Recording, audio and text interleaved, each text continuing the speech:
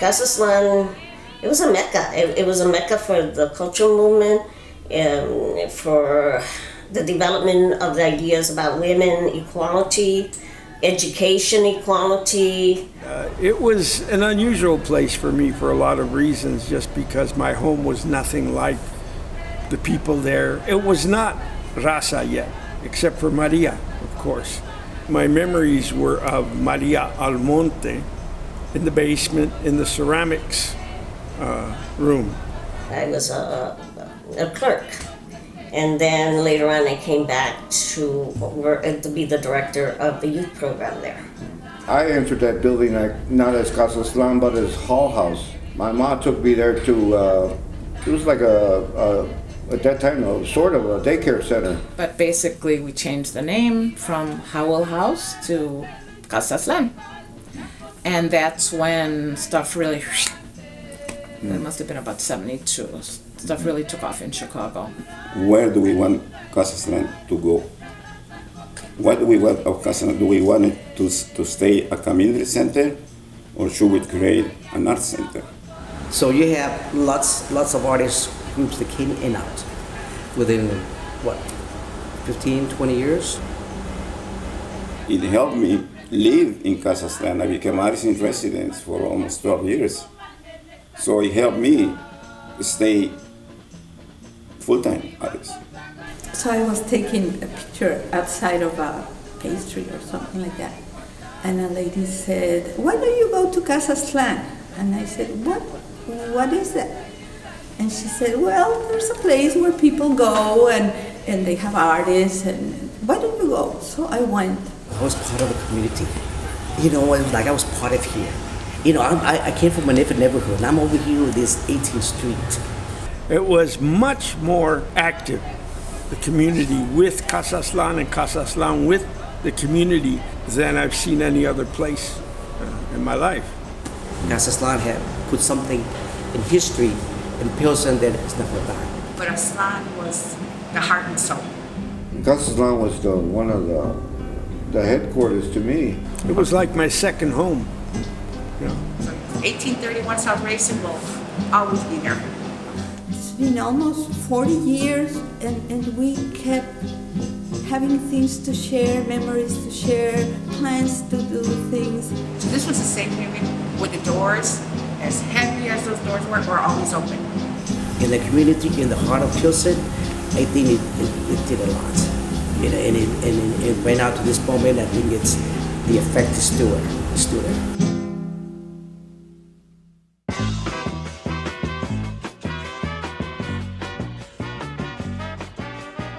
A lot of people who work at Casa Aztlán were volunteers.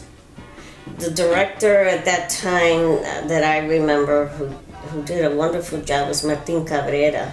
There was times there was no money to pay his salary. He sacrificed a lot to raise Casa Aztlán and bring people to help out the community. When I was in Pilsen, I felt a lot more at home, but not 100%, because there was this mixture, the encuentro de dos mundos, no? The concept of being Chicana was a great thing for me too, because it meant I'm not Mexican, but I'm certainly not a gringa. I'm somewhere in between. Ni de aquí, ni de allá. Oh, it's un rescuache. It's a statement of a put down. Yeah, soy rescuache, but look at my pride, look at my identity, look what I can reflect. It was a very political center. It was no longer just a social service agency, although it was a social service agency, but at that time it also became a center of organizing. That's what made the world strong, because the trouble is not what's happening in our neighborhood. It's not a problem of our neighborhood, it's global. It's in Mexico, it's in South America, it's everywhere. The war on the poor is big. They were holding their pay and not paying them at all, so these people were like destitute, right, with no money here in Chicago, no English, and they came to us at Casa Aztlán. We helped. Every time there was any kind of struggle going on, and there were a lot of them in those days, that's where you would meet at Casa Aztlán. What Casa Aztlán contribute is just an entry of what you could do for the next step. Okay, we couldn't help them 100%, especially with drop-offs when we used to have there. They said, we cannot help you go all the way, but it get you started at the beginning. There was always something to do. It wasn't just a job where we were paid a certain minimum wage, but it was a learning experience. We learned about our culture. We learned tolerance.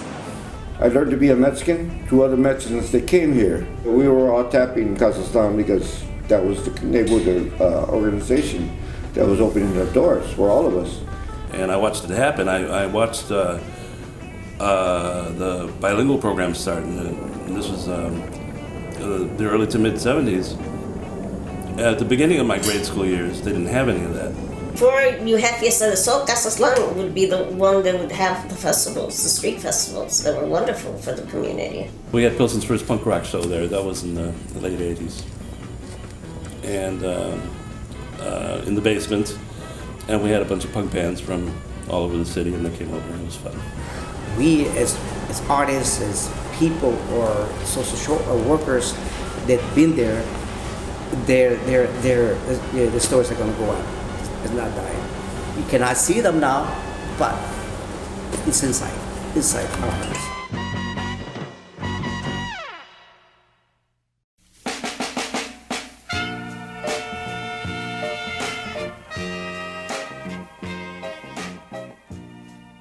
Chicano Movement was really based here in Pilsen. I was in 5th or 6th grade. A couple of Chicano hippie types came into my class and were talking to us about Chicano pride and all this other stuff. And this is the first time I heard any of this business, you know. The teacher started bringing in college students from a group called Olas. And the group from Olas came in and talked to us about our culture, our identity, language, and trying to make us proud of who we were. And that worked. I remember Turucha gave us a workshop, movement, expression, and then we said, well, how Te Atropello sounds to you? Yeah, so we called our group Te Atropello. They would share stories of what happened to people, about how the police, if they were here undocumented, would beat them, and there was nowhere for them to go. We had the contact with all the other community organizations like Instituto del Progreso Latino, Borinqueña, Hogar del Niño, Mujeres Latinas. So we will pass the word. We met at Casa Aztlán. We organized in Casa Aztlán, and then we took it further down. So Aztlán was a place that we would go to have a meeting. There was no requirement, and no struggle was too small, and no struggle was too big. And we were all very enthusiastic and get together and design the posters and do the leaflets. And the parents would march in front in the mornings, and then Magda Ramirez, one of the Chicanas of 18th Street, she went around with a bullhorn saying there's no school today, you know, we're on strike, go to Casa Aztlán. And this is in the 70s. My mom actually left the building with a Mexican flag, a smile in her hand, and shouted to the press, to tons of police that were in riot gear. Without any hesitation, without any fear, she screamed, "We'll be back." And so that's what I'm saying, that it was both educational and taking on the issues, trying to teach our people what it meant to struggle here in the urban areas, what it means to struggle in Chicago. The arts movement was part of education, and it was a very creative way. Oh, we made this festival, the first cultural festival in Harrison Park, and that was it. It had never happened before. And we did our own little half-an-hour show, bringing music, Santana, Malú. We did little skits, little theater skits on radio called Carmelita con Razón. One organization was a print shop called Inkworks that we all somehow were connected in many levels. Rene Arcero, Dino, all sorts. We made a taller that was called De Nuestras Manos. the importance of that was to give voice to women. Like I said, Maria Salcedo, many women that were part of the theater, part of organizing groups that were showing us, not through painting, but through organizing and action, and speaking out so beautifully which way to go. She was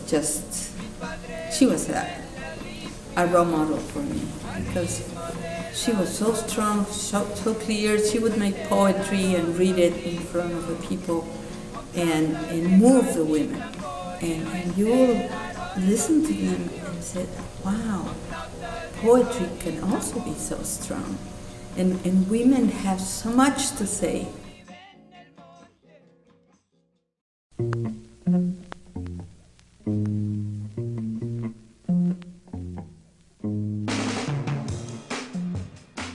In '68, that's when a lot of the black community was doing their own murals, the Wall of Respect, and then that's when all other communities, even the Mexican community, started to do their murals. That's when I heard of Mario Castillo, Ray Patlán, Marco Raya. They were the guys before me. I thought to myself, well, rather than do crafts and stuff, maybe we should do the outside of Casa Aztlán. So I went and purchased $75 in paint and some brushes, and they didn't even ask to see primary drawings. I just started working, and that whole salon became my canvas. Good job. Come on, baby, do it to death now. And check this out, when I got there, I didn't have anything. I cut off a branch from a tree, then I tied a brush, and this guy did the sketch. Well, I thought it was the most incredible thing ever, you know. And, you know, when you're younger, things look huge, and, you know, this looked like some sort of, I don't know what. A mural was dedicated to social medicine. In one Puerto Rico, Benito Juárez. And I started working on the front of Casa Aztlán, and I told myself that it needed a change. I did the entry, and it was dedicated to the familia. But for me, the activists, I really liked the ones that were talking about what we should do, guiding us, depicting our struggle and giving us hope.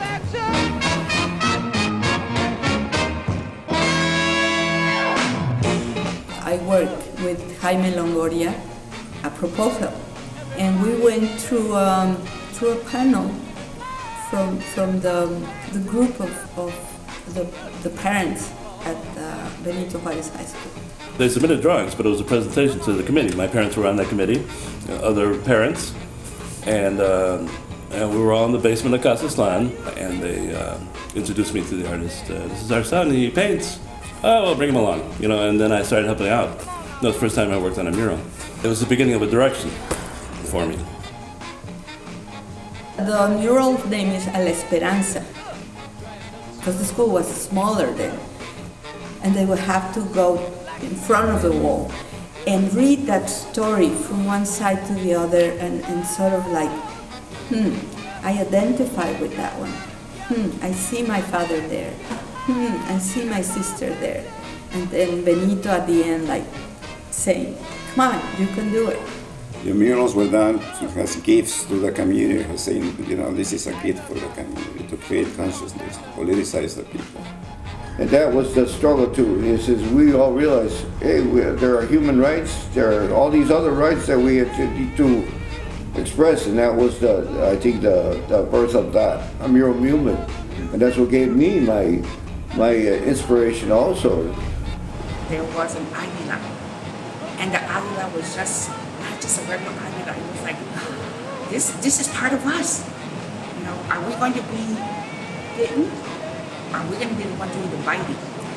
We were putting on our images. We were tattooing our work, our history, onto those walls.